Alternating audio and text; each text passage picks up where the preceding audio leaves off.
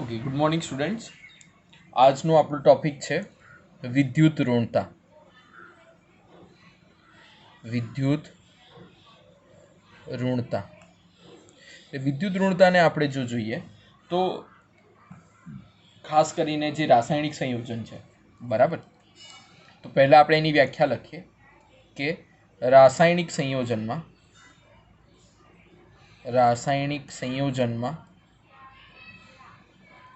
સહસંયોજક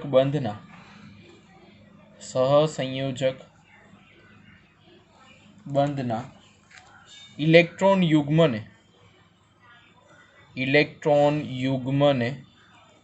પોતાની તરફ આકર્ષિત કરવાની પરમાણુ ક્ષમતા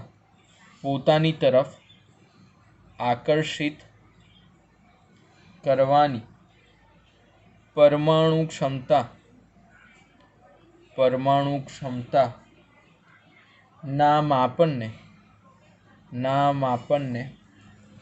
વિદ્યુત ઋણતા કહે છે.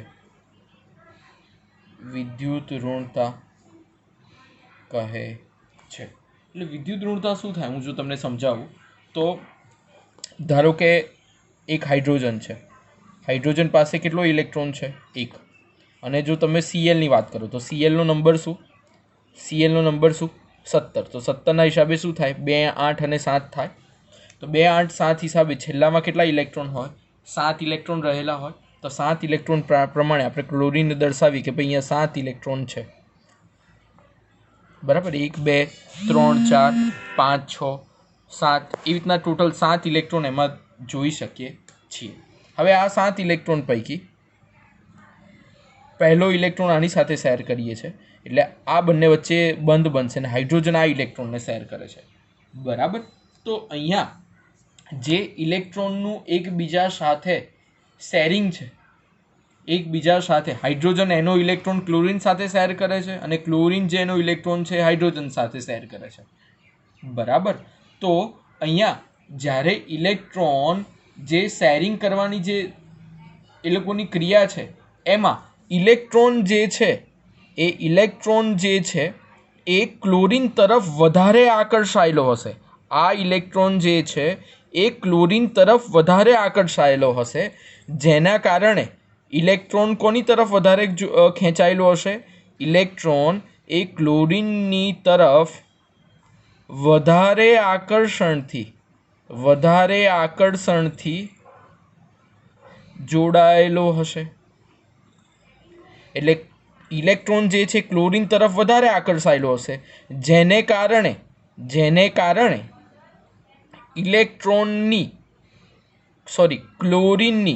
ક્લોરીનની વિદ્યુત ઋણતા વધુ. એટલે અહીંયા ઇલેક્ટ્રોન જે છે એ ક્લોરીન તરફ વધારે ફોર્સથી જોડાયેલો છે, વધારે એના તરફ આકર્ષણથી જોડાયેલો છે, એટલે એની વિદ્યુત ઋણતા વધારે, બરાબર.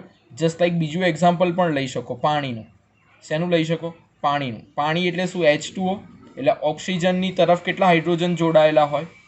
2 હાઇડ્રોજન જોડાયેલા હોય. હાઇડ્રોજનનો ચાર્જ પ્લસ એટલે પ્લસ ડેલ્ટા અને પ્લસ ડેલ્ટા હોય તો અહીંયા કેટલા હોય? માઇનસ ડેલ્ટા હોય. તો આ હાઇડ્રોજનનો ઇલેક્ટ્રોન એ ઓક્સિજન તરફ વધારે આકર્ષણથી જોડાયેલો હશે, જેને કારણે આપણે કહી શકીએ કે ઓક્સિજનની વિદ્યુત ઋણતાનું પ્રમાણ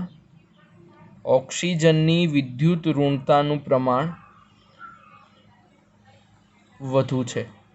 ઓક્સિજનની વિદ્યુત ઋણતાનું પ્રમાણ શું છે?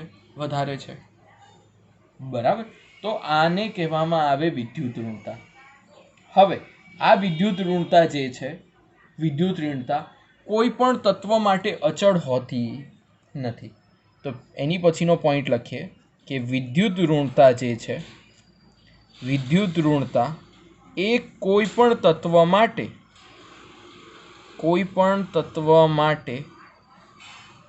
અચળ હોતી નથી. દરેક તત્વ માટે કંઈક ને કંઈક એનું મૂલ્ય હોય, બરાબર. પણ એનું જે મૂલ્ય છે, વિદ્યુત ઋણતાનું જે મૂલ્ય છે એ બાબત પર આધાર રાખે છે. આધાર રાખે છે કે એ કયા તત્વ સાથે શું જોડાયેલો હોય, તત્વ સાથે બંધથી જોડાયેલું છે. અત્યાર સુધી આપણે શું કરતા હતા કે ભાઈ જે ખાસ કરીને આયોનાઇઝેશન એન્થાલ્પી છે, અથવા કાલે આપણે જોઈ કે આયોનાઇઝેશન એન્થાલ્પી સાથે સાથે આયનીકરણ એન્થાલ્પી જોઈ, ઇલેક્ટ્રોન પ્રાપ્તિ એન્થાલ્પી જોઈ, તો એ પર્ટિક્યુલરલી એ તત્વ ઉપર જ ડિપેન્ડ કરે, બીજા કોઈ ઉપર કરે નહીં. પણ જે આ વિદ્યુત ઋણતા છે એમાં ખાસ કરીને અહીંયા કઈ HClમાં તો કોની વધારે, કે હાઇડ્રોજનની વધારે કે ક્લોરિનની વધારે, H2માં તો હાઇડ્રોજનની વધારે કે ઓક્સિજનની વધારે. જ્યારે બે વચ્ચેનો તફાવત હોય ત્યારે તેની સાથે કોણ જોડાયેલું છે એના ઉપર તે આધાર રાખશે. બરાબર. તો આવર્ત કોષ્ટકમાં હવે આપણે જો એની ચર્ચા કરીએ, તો ખાસ કરીને પહેલાં આપણે ઓક્સિડેશન સ્ટેટની ચર્ચા કરીએ. શેની ચર્ચા કરીએ? ઓક્સિડેશન સ્ટેટ એટલે ઓક્સિડેશન અવસ્થા. ઓક્સિડેશન અવસ્થામાં આપણે જોઈએ તો આપણી પાસે બે આયન છે. કયા? Fe+2 છે અને આપણી પાસે બીજો કયો છે? Fe+3 છે. ધારો કે Fe+2 ને Fe+3 છે, તો હંમેશા એક વાત યાદ રાખજો, જેટલી ઓક્સિડેશન અવસ્થા વધારે, ઓક્સિડેશનનું મૂલ્ય વધારે, જેટલું ઓક્સિડેશનનું મૂલ્ય વધારે એટલી વિદ્યુત ઋણતા વધુ. એટલે જેટલું ઓક્સિડેશનનું મૂલ્ય વધારે એટલી એના સાપેક્ષે વિદ્યુત ઋણતા કેવી થશે? વધારે થશે. તો અહીંયા આપણે જોઈ શકીએ છીએ કે Fe+2 અને Fe+3 છે, +2 અને +3, તો આ સાપેક્ષે કોની વિદ્યુત ઋણતા વધારે થશે? Fe+3ની વિદ્યુત ઋણતા વધારે થશે. Fe+2ની વિદ્યુત ઋણતા શું થશે? વધારે થશે. એવી રીતના બીજું એક્ઝામ્પલ લઈએ, Ni+2, નિકલની Ni+2 ને Ni+3 છે, તો Ni+3ની વિદ્યુત ઋણતા કેવી હશે? વધારે હશે. બરાબર. ચલો હવે આવર્ત કોષ્ટકમાં આપણે આવર્તમાં જોઈએ. હવે કઈ બાજુ જોઈએ? આવર્ત કોષ્ટકમાં વિદ્યુત ઋણતાનો શું તફાવત છે? તો આવર્ત કોષ્ટકમાં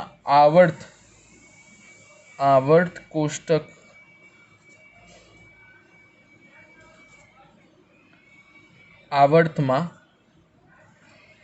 વિદ્યુત ઋણતા. ચલો આવર્ત કોષ્ટકમાં મને તમે કહો શું છે? આપણું આવર્ત કોષ્ટક કઈ રીતે ચાલી રહ્યું છે તમે જાણો છો. આપણું આવર્ત કોષ્ટક કઈ રીતે ચાલી રહ્યું છે? તો કે ભાઈ આપણું આવર્ત કોષ્ટક સિમ્પલ લખું છું, લીના કરે રબસે ફરિયાદ એવું છે ને અહીંયા છે બેટા માંગે કાર સ્કૂટર, પછી અહીંયા પાછો ડી બ્લોક છે, પછી અહીંયા ચાલુ થાય છે કયાથી? બોરોનથી, બેલી એલી ગેલી ઇન્ડીથી. બરાબર. પછી અહીંયા ચાલે છે કાર્બન, સિલિકોન, જર્મેનિયમ, પછી અહીંયા છે નાઇટ્રોજન, ફોસ્ફરસ, આર્સેનિક, પછી અહીંયા છે ઓક્સિજન, સેલેનિયમ, પછી અહીંયા છે ફ્લોરિન, ક્લોરિન, બ્રોમિન, પછી અહીંયા છે નિયોન, આર્ગન, હિલિયમ. બરાબર. તો આવર્તમાં જ્યારે ડાબીથી જમણી બાજુ તરફ તમે જતા હો, ત્યારે હંમેશા વિદ્યુત ઋણતામાં વધારો થશે. શું થશે? જ્યારે આવર્તમાં ડાબીથી જમણી બાજુ જતા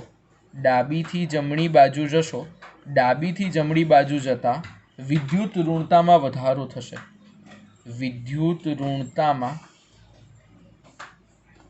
શું થશે?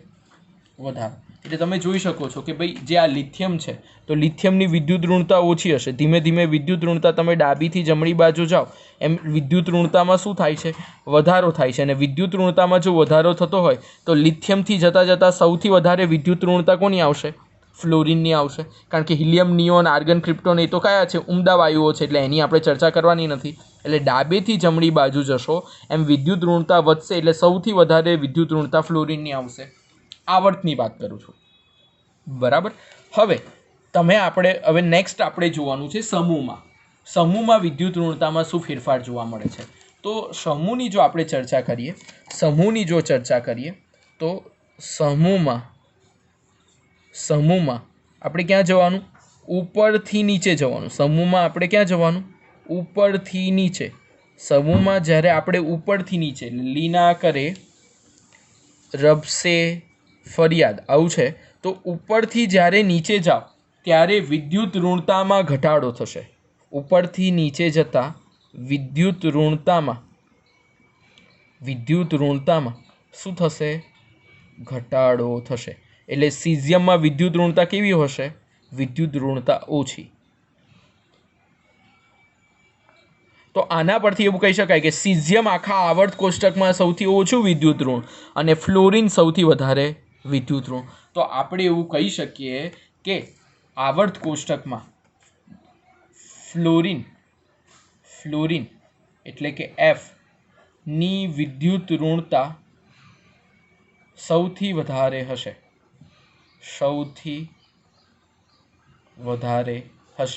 એ સાપેક્ષે સીઝિયમ CS જે છે, કારણ કે ફ્રાન્સિયમ તો રેડિયો એક્ટિવ છે એટલે એની ચર્ચા નથી કરવાની.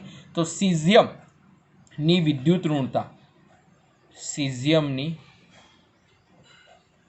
વિદ્યુત ઋણતા સૌથી ઓછી. સીઝિયમની સૌથી ઓછી શું? વિદ્યુત ઋણતા સૌથી ઓછી. બરાબર. તો આ આપણે જનરલી જોઈ શકીએ છીએ. અહીંયા બીજા 2 પોઈન્ટો એ લખવાના કે હેલોજન પરમાણુઓની વિદ્યુત ઋણતાનું મૂલ્ય વધારે હોય છે. હાઇડ્રોજન જે પરમાણુ હોય એની વિદ્યુત ઋણતાનું મૂલ્ય વધારે હોય છે. જ્યારે આલ્કલી ધાતુઓ જે આ જે છે એસ બ્લોકની જે ધાતુઓ છે, આલ્કલી ધાતુઓની વિદ્યુત ઋણતાનું મૂલ્ય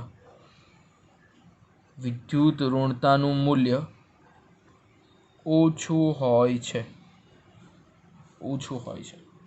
એટલે ફ્લોરિનની વિદ્યુત ઋણતા વધારે, સીઝિયમની વિદ્યુત ઋણતા ઓછી, હેલોજન પરમાણુની વિદ્યુત ઋણતા વધારે અને આલ્કલી ધાતુઓની વિદ્યુત ઋણતાનું મૂલ્ય ઓછું હોય છે. બરાબર.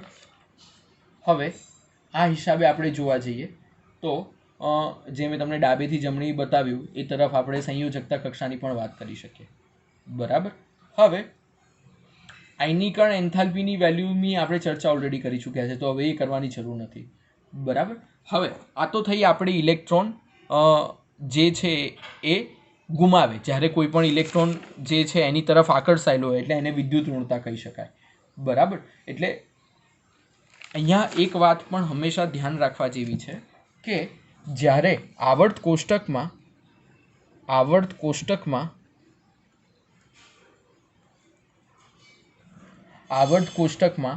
તત્વોની વિદ્યુત ઋણતા, બહુ અગત્યનો પોઈન્ટ છે, તત્વોની વિદ્યુત ઋણતા વધવાની સાથે જ્યારે તત્વોની વિદ્યુત ઋણતા વધે એની સાથે તત્વોનો અધાત્વીય ગુણ વધે છે. એટલે જુઓ, આ જેટલા હેલોજન છે બધા કેવા છે? અધાતુ છે. એટલે વિદ્યુત ઋણતા જેટલી વધારે એટલી એની અંદર શું હશે? અધાત્વીય ગુણ વધારે હશે. એટલે તત્વોમાં વિદ્યુત ઋણતા વધવાની સાથે એની અધાત્વીય ગુણ પણ શું થાય છે? વધતો જાય છે. બરાબર. હવે જ્યારે સમૂહમાં ઉપરથી નીચે તરફ જઈએ ત્યારે વિદ્યુત ઋણતા ઘટવાની સાથે અધાત્વીય ગુણ ઘટે છે. બરાબર. એટલે જ્યારે સમૂહમાં ઉપરથી નીચે જઈએ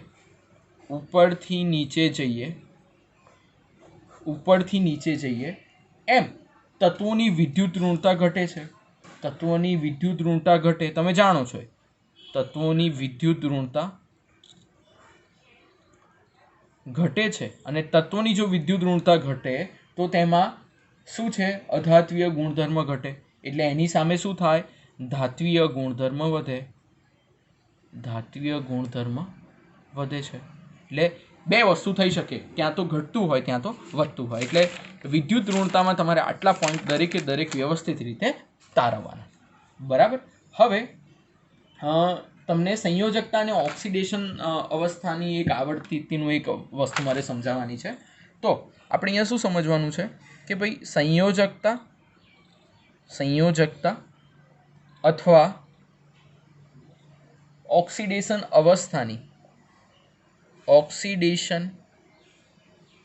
અવસ્થાની આવર્તિતા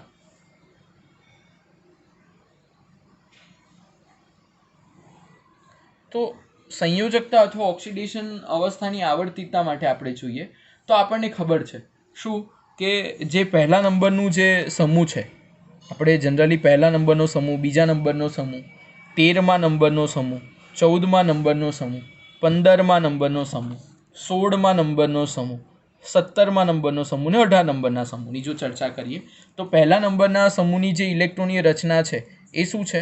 1s1. જેમ કે લિથિયમની કરું તો 1s1 છે, પછી 2s1. ઓકે, અહીંયાથી ચાલુ થશે. લિથિયમની જો ચાલુ કરો તો 2s1 થી ધારો કે ચાલુ કરો.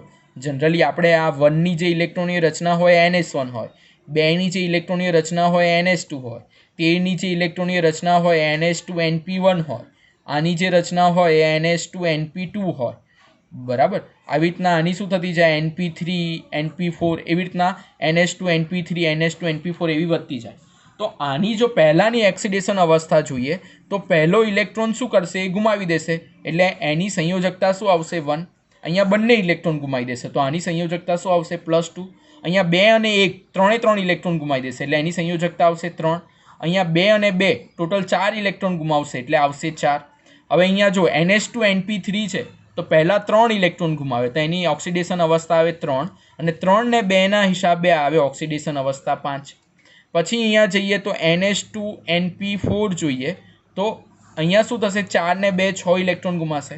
એટલે દરેકે દરેક જો તમે જોશો તમારી ચોપડીમાં દરેકની ઓક્સિડેશન અવસ્થા અને સંયોજકતા આવી રીતના આધાર રાખતી હોય છે.